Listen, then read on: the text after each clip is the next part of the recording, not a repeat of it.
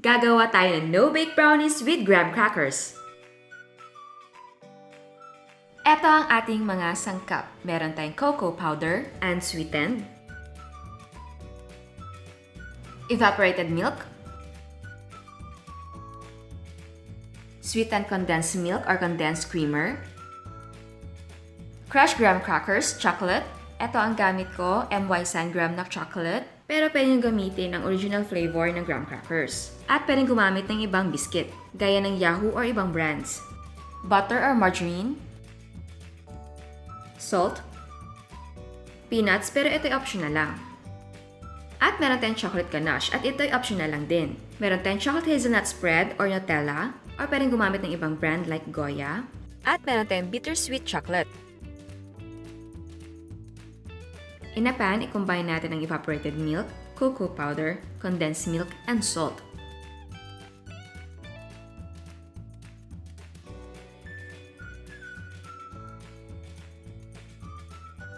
And then mix well.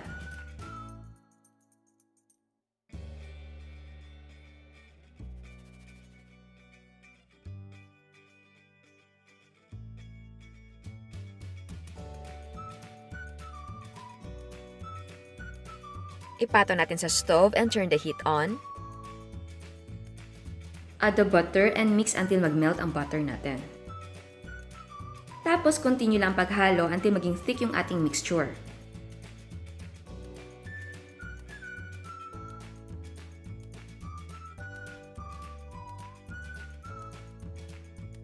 So ayan, thick na yung ating mixture. Ilagay na natin ang ating crushed graham and mix well.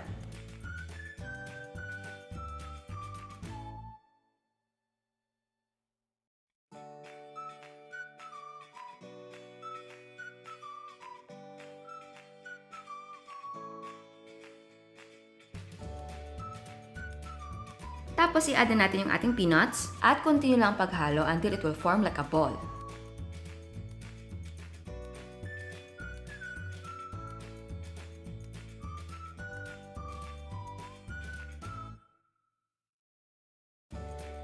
So ayan, ball form na siya. So let's turn the heat off. At i-transfer na natin siya sa ating deep dish or any deep container. So naglagay ako ng parchment paper sa ating deep dish para hindi tayo mahirapan sa pagtanggal mamaya. So ayan, ilipat na natin ang ating mixture sa ating container at spread natin siya evenly.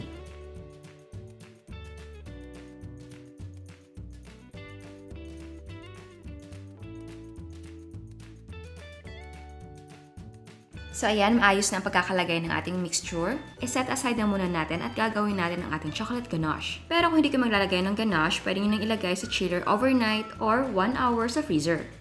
Sa paggawa ng ganache, mag-melt tayo ng bittersweet chocolate using the bain-marie method.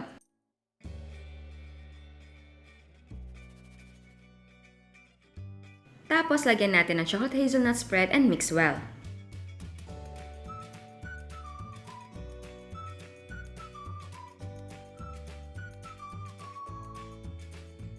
Tapos, spread natin evenly ang ating ganache sa ating brownies.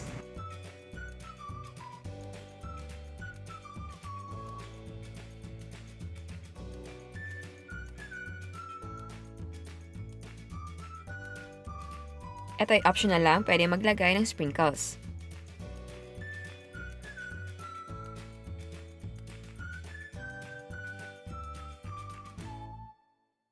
And then, cover and chill overnight or freeze for 30 minutes to 1 hour.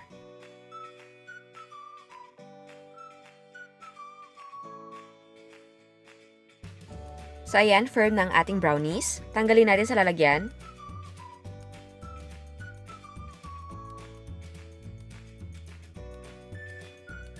At i-cut natin siya into squares. Pwedeng malalaking hiwa or pwedeng maliliit para mas marami.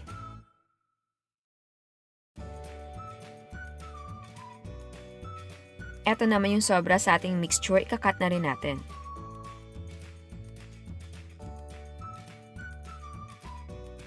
So ayan, eto ng ating no-bake brownies na may graham crackers. At ilalagay ko ang link ng ating first no-bake brownies natin sa description box para may pagpipilian kayo. At bago tayo mag-taste test, hindi pa nakasubscribe, please subscribe sa ating YouTube channel.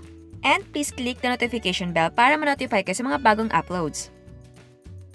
So ayan, titikman na natin siya. Ooh.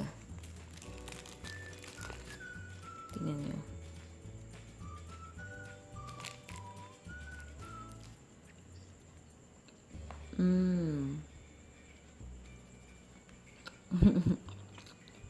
Ang sarap.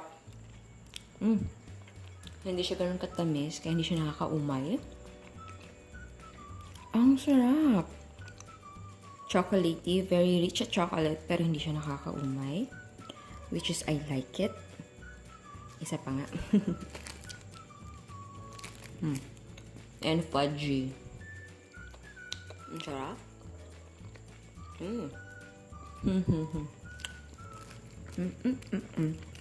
Sarap. I really like it. May naaalala ko sa kanyang taste. Brownies talaga yung flavor niya. Para kasing meron ako natikman na brownies na ganito yung lasa. Siguro hindi talaga ganun yung lasa niya. Pero meron talagang similarity. I think sa Mr. Donut ba yun? Or sa Red Ribbon? Parang ganun. Correct me if I'm wrong. Pero masarap siya.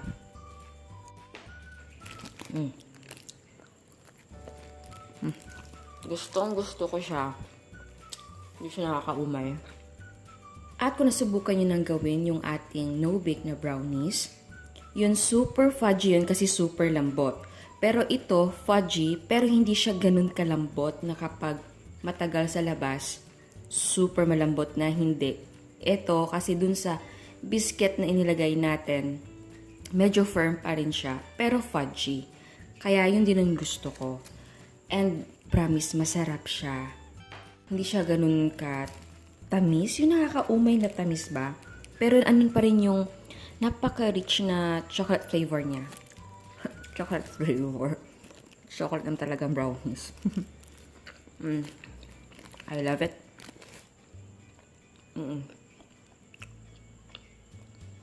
It's a yes for me. Sarap. I can't resist myself to bite again kasi alam mo, mahilig kasi ako sa sweets, pero ayaw ko nung nakakaumay yung tamis niya. Pero ito, balancing-balanse. Yung chocolate, and tapos yung sweetness niya, kasi hindi ganun katamis. Ulit-ulit, no? Hindi siya ganun katamis. Yes, yun ang gusto ko. At alam nyo bang, 9:25 na sa amin, hindi ko nasunod yung aking diet plan. Lalo na kapag nag-taste test ako ng gabi. Kasi, ganitong oras lang, walang tao sa kusina.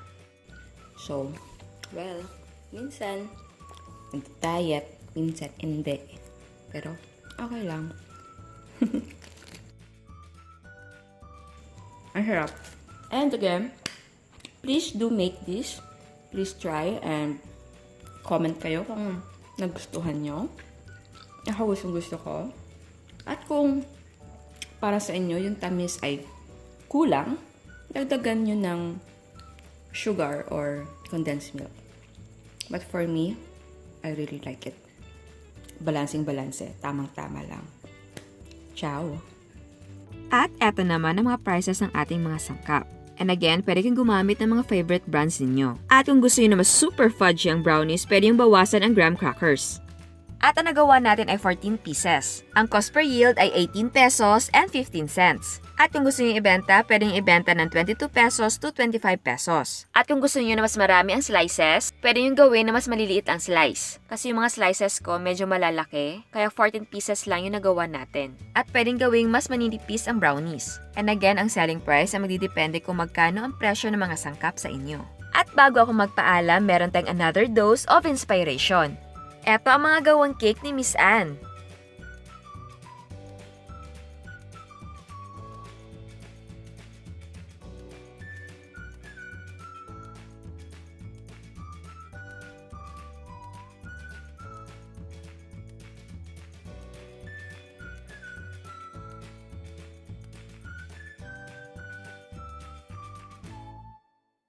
Eto naman ang mga cupcakes niya.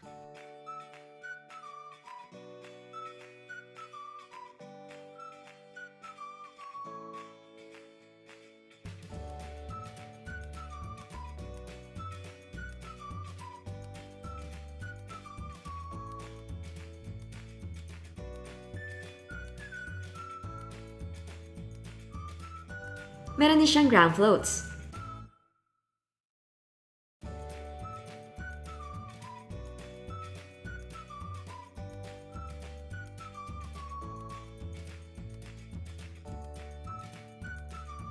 Daming orders. At meron siyang leche flan.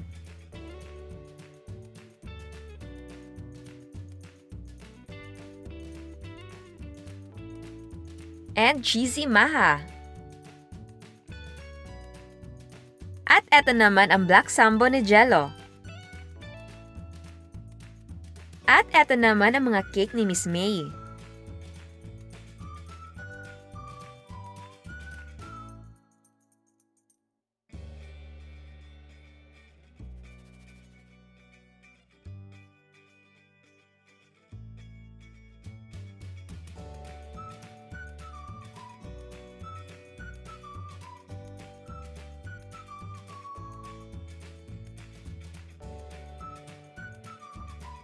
At meron din siyang mga cupcakes.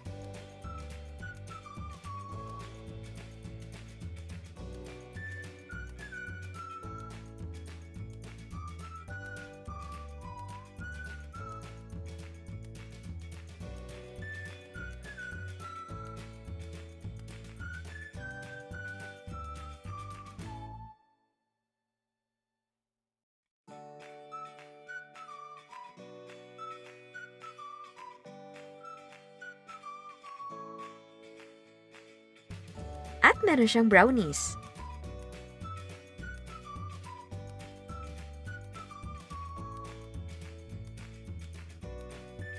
Meron siyang marshmallow pops.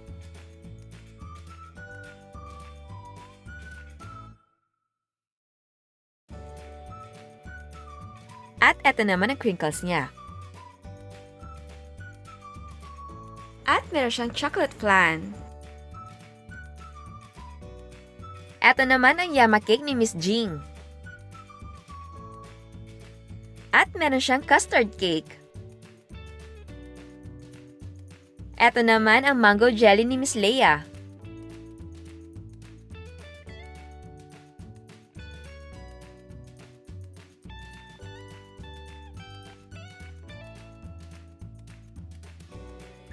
Eto naman ang puto pao ni Miss Marilyn. Eto naman ang sapin-sapin ni Miss Vicky.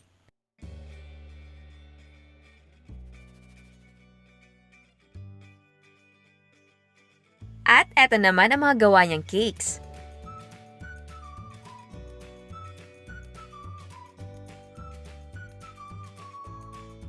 At meron siyang brownies.